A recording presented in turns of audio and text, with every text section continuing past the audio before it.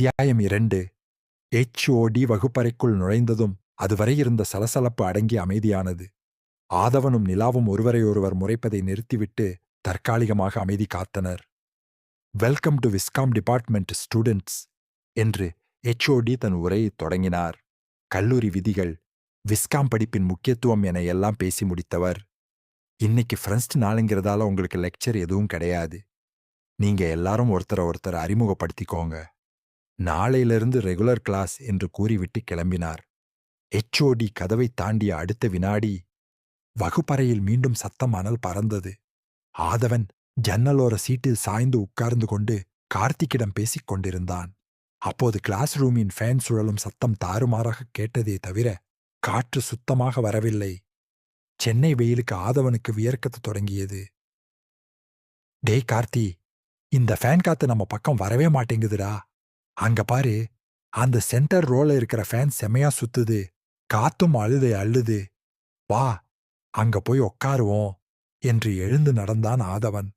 அதே நேரத்தில் class ரூமின் centre row 2வது பெஞ்சில் தன் பேக்கை கொண்டு வந்து வைத்தாள் நிலா. அவளோடு ரேவதியும் இருந்தாள். ரேவதி, இந்த இடம் செமையா இருக்குடி. போர்டும் தெளிவா தெரியுது, ஃபேனும் நேரா இருக்கு என்று நிலா சொல்லி முடிக்கிறதற்குள் ஒரு பேக் காற்றில் பறந்து வந்து அந்த பெஞ்சின் நடுவே விழுந்தது. தூக்கி போட்டது வேறு யாரும் இல்ல, நம்ம ஆதவனேதான். நிலா அதிர்ச்சியோடு நிமிர்ந்து பார்த்தாள். ஆதவன் ஸ்டைலாக வந்து அவளுக்கு நேர் எதிரே நின்றான். ஹலோ மிஸ்டர், நாங்க இப்போதான் இந்த பெஞ்சில் உட்காரலாம்னு பேக் வச்சோம். அதுக்குள்ள நீங்க எப்படி உங்க பேக்கை போடலாம்? முதல்ல பேக் எடுங்க என்று நிலா கத்தினாள். ஹலோ மேடம், உங்க பேக் இருக்கிற இடம் ஃப்ரண்ட் சீட். நான் என் பேக்கப் போட்டது செகண்ட் சீட். ஃப்ரண்ட் சர்வ்டுன்னு உனக்கு தெரியாதா? நான் தூக்கி போடும்போது இந்த சீட் காலியாத்தான் இருந்தது என்று நக்கலா பேசினான் ஆதவன். டேய், இது ஓவர் அநியாயம்டா. நாங்க தான் ஃப்ரண்ட் இந்த பெஞ்ச் பக்கமே வந்தோம். நீ பின்னாடி இருந்து பேக்கை தூக்கி போட்டு சீட் பிடிக்கிறியா? இது என்ன ஷேர் ஆட்டோவா என்று ரேவதியும் நிலாவுக்கு ஆதரவாக குரல் கொடுத்தாள்.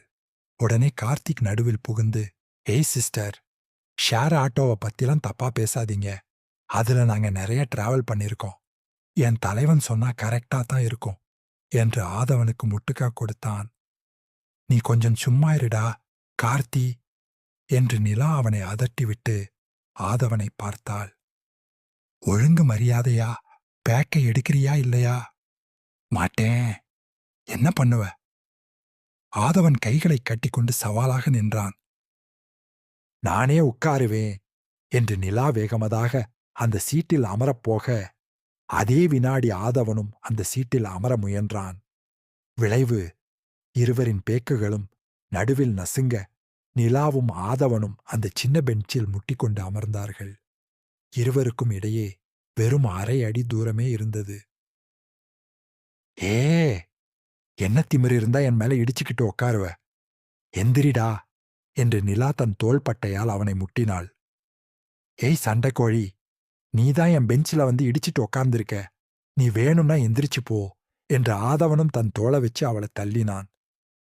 டேய் ஆதவா, கிளாஸ்ல எல்லாரும் நம்மளையே பார்க்கறாங்கடா என்று கார்த்திக் பயந்து போய் ஆதவனின் சட்டையை இழுத்தான். நிஜமாகவே கிளாஸில் இருந்த மற்ற மாணவ மாணவிகள் அனைவரும் இவர்களது சண்டையை ஏதோ இந்தியா பாகிஸ்தான் மேட்ச் பார்ப்பது போல சுவாரஸ்யமாக பார்த்து கொண்டிருந்தார்கள்.